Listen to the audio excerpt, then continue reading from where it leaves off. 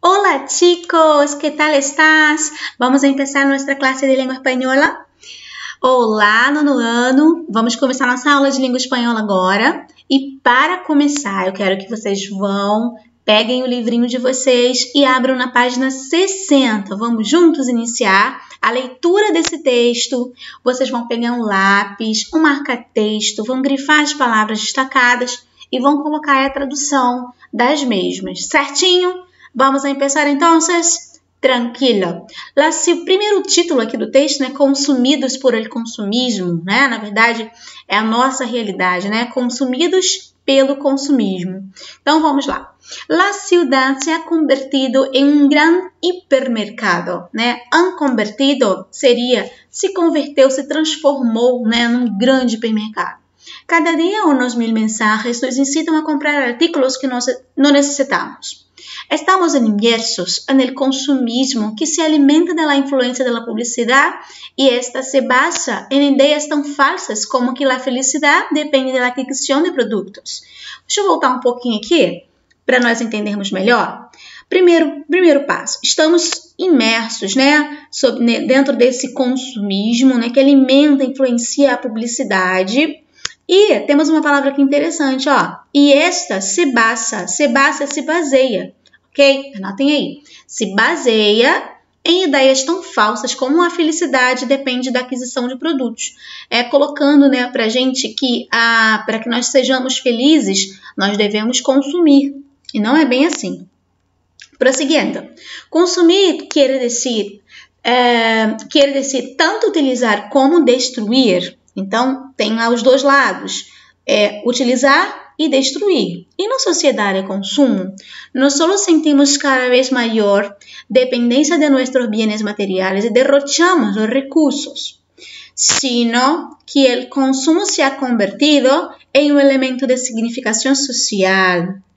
Bueno, se compra para melhorar a autoestima, né? Muita gente compra apenas para melhorar a autoestima, né? Com esse intuito, para ser admirado, envidiado e ou deseado. Admirado, invejado, né? Envidiado aqui, ó, invejado e por outros motivos mais. Vamos lá para a página seguinte. Nós temos aqui na página 61. Prosseguindo, el peligro es que las necesidades básicas pueden cubrirse. Pero, já conhece essa palavra muito bem, né? Quer dizer mais. Mas las ambiciones y el deseo de ser admirados são insaciáveis, segundo alertam os expertos. Olha aqui que palavra interessante.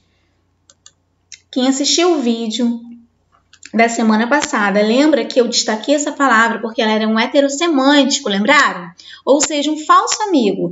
Parece, mas não é. Ela parece ser, a palavra é traduzida esperto e ela significa perito, especialista, tá? Não tem nenhum sentido com a palavra em relação ao português.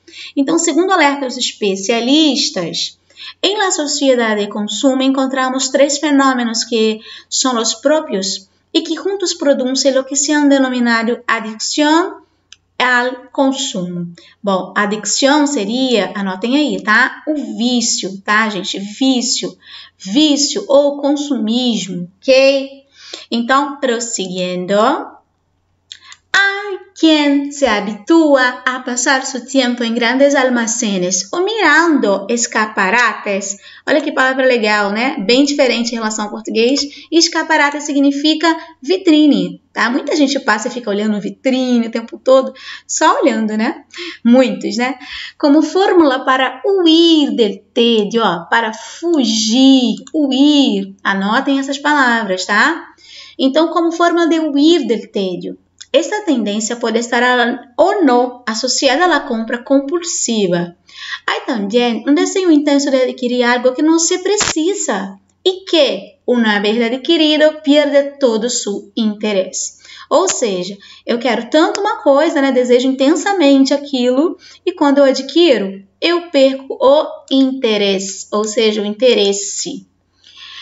Esta inclinação se relaciona com situações de insatisfação vital, ou seja, alguém que está insatisfeito, né, na sua vida. Por último, y asociada a la compra compulsiva está a adicção ao crédito. A pessoa que está lá muito viciada em passar tudo no crédito, né? Naturalmente, tudo vai para o cartão de crédito, que impide controlar o gasto de uma forma racional. Las tarjetas, temos aqui a palavra tarjeta, significa os cartões de pago, cartões de pagamento, ok? E cartões de pagamento, cartões de crédito, enfim. E outros instrumentos de crédito que nos invitam seria nos convidam, ok? Anotem aí, a comprar quanto se nos antoje. Se nos antoje, produzem um sobreendividamento e facilitam essa adicção.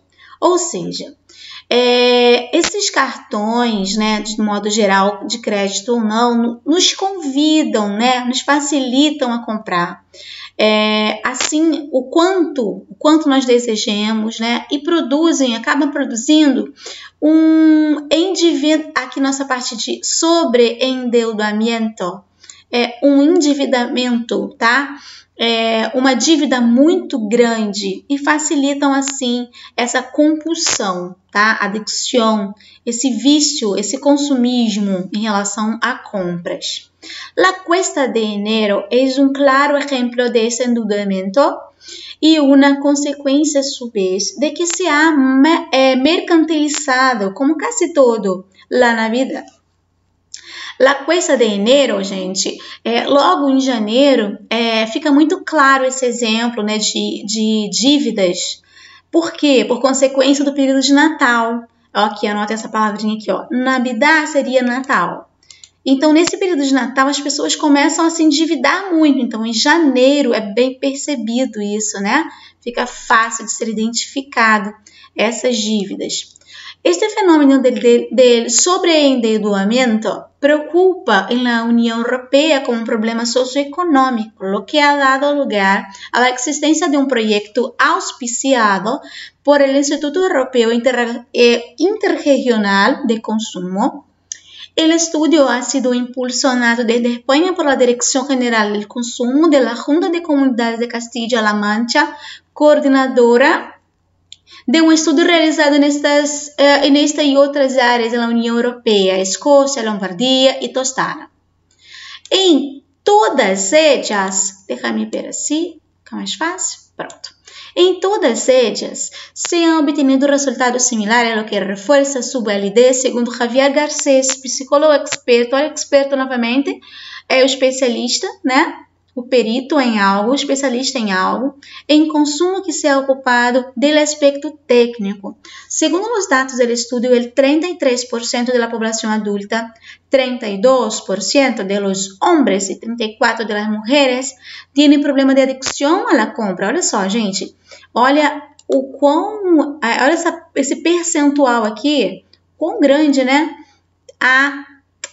Aqui, ó, pronto.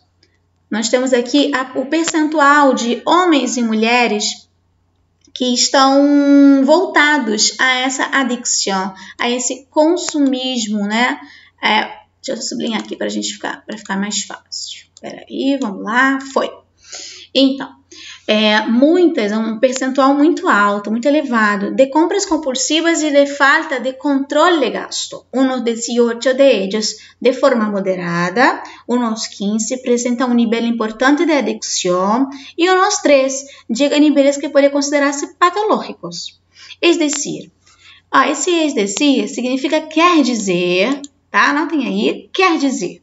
Se trataria de uma adicção em sentido médico estricto, ou seja, há pessoas que precisam ser tratadas, né, realmente, porque elas são consideradas consumistas de forma tão excessiva, até aqui mencionado como patológicas, tá?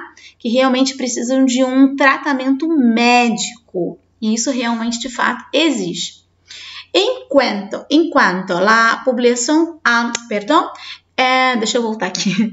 Enquanto a la población joven, el porcentaje de adictos sube hasta el 46%, 53% de las mujeres 39 de los varones, os homens, tá, gente? São varones, são os homens, tá? São os varões. E 8% apresentam níveis que podem rozar lo patológico. Um percentual bem grande, né? Se aproximar lá da doença, da enfermidade realmente patológica, né? Reconhecida. O estudo rompe com a ideia de que a adicção ao consumo seja um problema de mulheres. Muita gente só diz que as mulheres, né, que gostam de consumir excessivamente, né, mas só que foi comprovado que não são só as mulheres, né, com tendência depressiva. Vou volver um pouquinho aqui. Aqui, o estudo rompe com a ideia, ou seja, ele rompe, ó, ele acaba com a ideia de que a adicção ao consumo seja um problema de mulheres com tendência depressiva e desvela dados tão curiosos como la que os jóvenes tienden mais à adicção em la medida em la que se creem mais guapos. Então, vamos lá traduzir aqui essa parte, ó. Alguns estudos, né, rompem, né, acabam com a ideia de que esse consumismo ele seja um problema de mulheres com tendência depressiva e revela dados tão curiosos como os que os jovens tendem, né, a ser adictos, ou seja, a ter esse consumismo na medida que eles creem. O que seria creem? Acreditam. Eles acreditam que assim eles serão mais guapos. Vocês sabem o que significa guapos, né? No ano, com certeza. Guapos são bonitos. Então, por acreditar ficar cada vez mais bonitos, né? Ao consumir, né? Estando sempre na moda, atualizado. Então, eles acreditam que isso os torna mais bonitos, né? Mientras, essa palavra aqui eu gostaria que vocês anotassem. Muitos vão lembrar, mas é bom que anotem aí para a gente poder ter anotadinho e memorizar também novamente. Mientras seria enquanto, tá? Enquanto que entre os adultos são mais consumistas aqueles que estão menos satisfeitos com sua aparência física. Tranquilo, você entende isso aqui? Creio que sim. Ademais, anotem aqui essa palavrinha também, muito legal, ó. Ademais significa além disso, desmiente a crença popular de que as mulheres gastam mais em ir de compras que os homens. Aqui foi aquilo que eu já acabei mencionando anteriormente, né? Acreditam que, ó, além disso, desmentem esse achismo, né, popular, que as mulheres gastam mais nas compras do que os homens, não é verdade? Então, temos aqui essa informação disponível no Mundo, El Magazine, e aí por diante, um acesso. Então, nós já acabamos de ler o texto e vocês farão, logo em seguida, vocês farão as páginas 62, tá? Que vem logo adiante, e a 63. Então, eu vou pular para a página 64, que é onde nós vamos trabalhar com los heterosemânticos, que é a matéria de vocês de vocabulário. Muito legal, vocês vão amar. É muito interessante aprender. Por que interessante? Porque são palavras que se parecem algo em português e são completamente diferentes. O seu significado é muito diferente, então é muito interessante de aprender. Vamos lá? E justamente é o que mais nos aproxima, né? Que é essa semelhança, nesses casos aqui, se torna completamente diferente, porque são palavras escritas idênticas à língua portuguesa e os seus significados são muito diferentes do nosso aqui. Então, vamos começar? Primeiro, por isso nós chamamos aqui de falsos amigos, tá? Parece uma coisa, mas não é. Bom, palavras heterosemânticas. Los heterosemânticos. Vou dar uma pausazinha aí. Vocês já aprenderam já? Lembra desse iniciozinho aqui, ó? Hetero. Aprendemos o heterogenéricos, né? Aqueles que apresentam um gênero diferente em relação ao português. Aprendemos os heterotônicos, que tem a sílaba tônica em relação ao português. Diferente, nibeira, alcool, academia, lembram disso? Policia.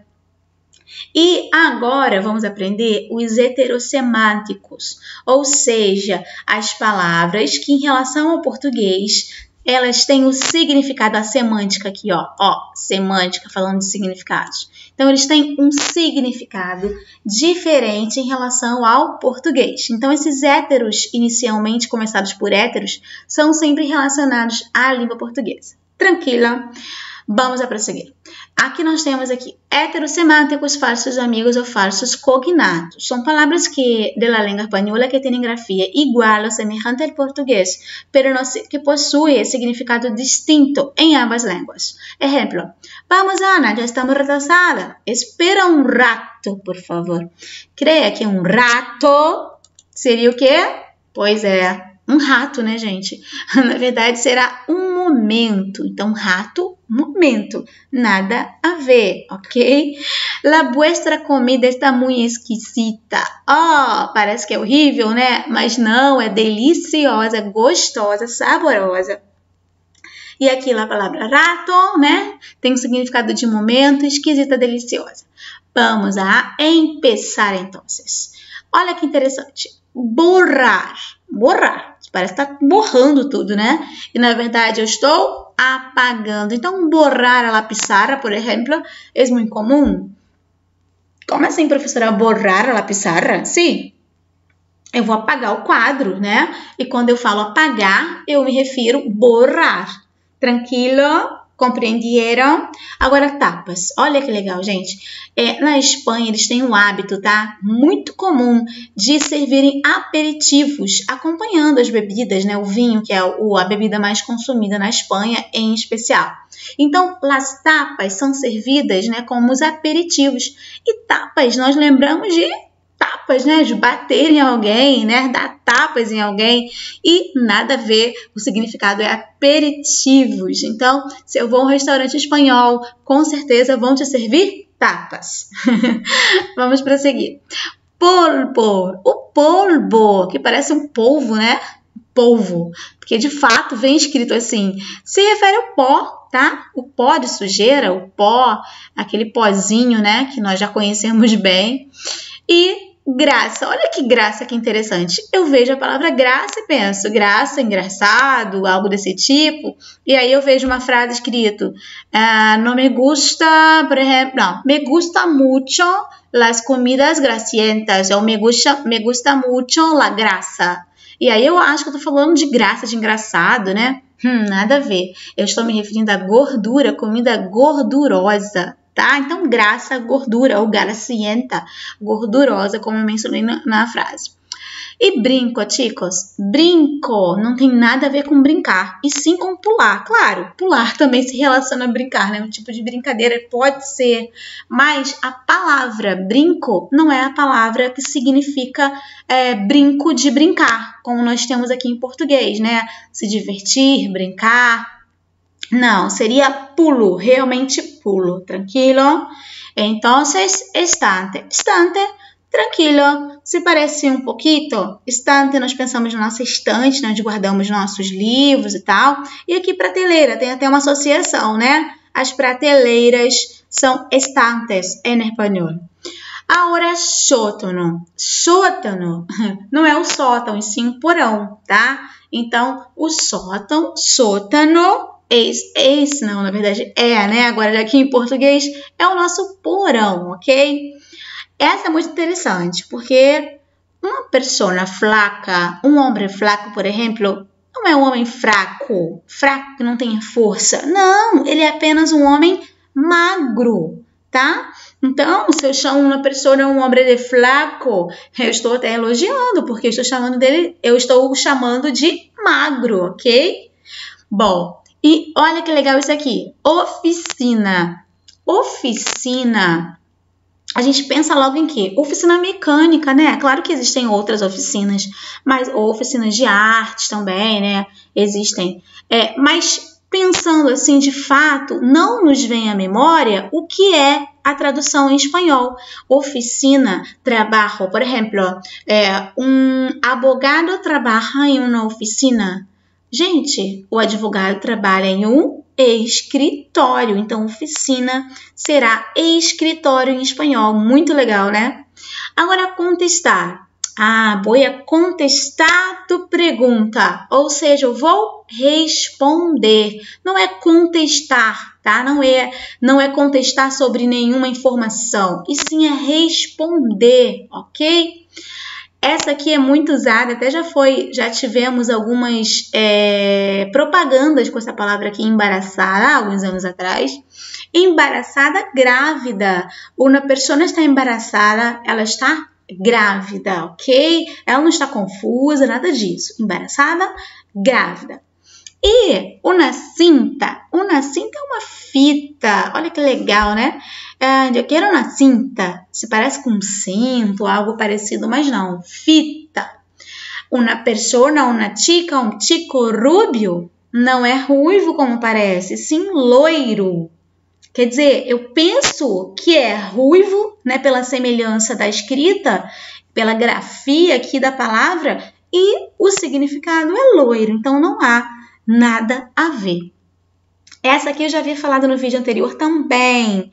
Salsa. A gente pensa logo na salsa, né? Que nós comumente usamos para fazer comidas, né? Pratos. E, na verdade, também é usado nas comidas, né? O molho também é. Mas não tem nada a ver com o significado em português de salsa, e sim molho. Ladrillo. Ladrillo, a gente pensa em quê?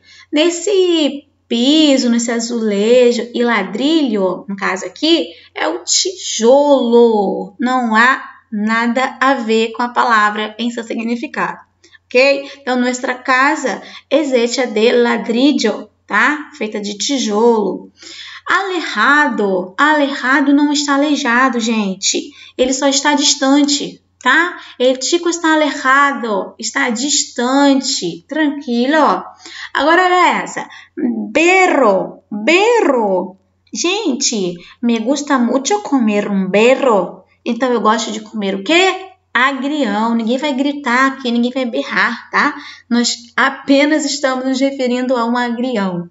E uma pessoa que está enojada, ela não está enjoada, não. Ela está zangada, aborrecida, chateada, tá? Bom, essas foram aqui as informações que nós temos do livro. Eu vou anotar para vocês aqui algumas outras. Deixa eu só encontrar aqui. Nós temos aqui, peraí, do próprio livro, uma listinha. Deixa eu ver só se eu acho aqui rapidinho. Eu vou anotar aqui para vocês que fica melhor, tá? Nessa parte aqui, eu quero que vocês anotem no livro de vocês aí em outro lugar, tá? Pode ser no próprio livro, não tem problema. Eu quero que vocês anotem as seguintes palavras, ó. Eu tenho aqui a palavra escritório. Vocês já aprenderam? Ah, não, escritório não tem ali. Escrivaninha, tá? Então, escritório é escrivaninha. Isso aqui é em espanhol, isso aqui é em português, ok? Aí eu tenho lá oficina. Em espanhol, se refere a escritório em português, certo? Olha que interessante. Aí eu tenho a palavra taller,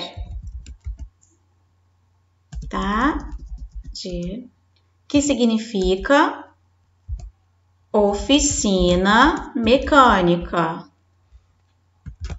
em português, ok? Olha que legal, gente. E essa palavra taller aqui, que se parece com talher, né? Não tem nada a ver. Talher, no caso, são cubiertos, ó. Cubiertos, em espanhol, vou botar aqui certinho, talheres em português. Olha que legal, gente. Então, assim, são palavras bem interessantes porque elas não têm nenhuma semelhança em relação ao português, apenas em sua grafia, tá? Agora, a tradução não. Eu tenho um baço, que será copos. Eu tenho copa, que é taça. E eu tenho, deixa eu lembrar aqui, baço, copo, copa, taça. Eu tenho cuchara,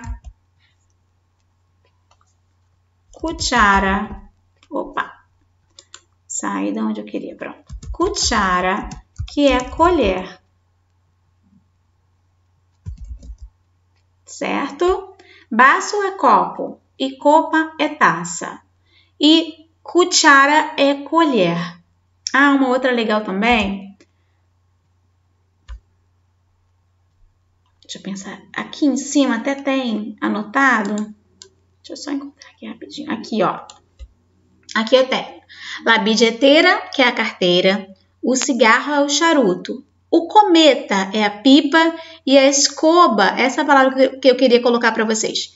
Escoba é vassoura, tá? Então, assim, se eu por acaso quiser pedir uma vassoura em espanhol, vou pedir uma escoba. E vão me entregar uma vassoura, naturalmente. Certo, gente? E papa, até as papas fritas, né, muito conhecidas, se refere à batata. Olha que legal, né? O cigarro, se eu pedir um cigarro em espanhol, vão me dar um charuto, ok? Que legal, né, gente? E eu quero soltar uma cometa. Eu quero soltar uma pipa. Bom, gente, então essas são as palavras. Depois vocês anotem aí, tá? Essas informações. Anotem no caderno ou no próprio livro para acrescentar, tá? A essas que estão aqui no livro de vocês. Porque possivelmente elas vão ser cobradas nas avaliações posteriores. São palavras bem fáceis, ó, de serem entendidas, tá? E temos aqui o ojo. Para que não tenhas dificuldade com as palavras heterosemânticas, só há uma salida: praticar. Escute música e leia livros em espanhol. Em las películas, ponga leyendas em espanhol para que así desarrolle mejor la memorización y aprendizaje. Vale, carinhos, hasta aqui. Vamos hasta aqui. Então, eu espero que vocês tenham entendido bem esse conteúdo, tá? Quero muito que vocês façam as atividades das páginas 62 e 63 e na próxima videoaula eu venho corrigindo tudo isso com vocês, ok? Besitos, carinhos. Hasta la próxima clase. Que Dios les bendiga. Hasta pronto.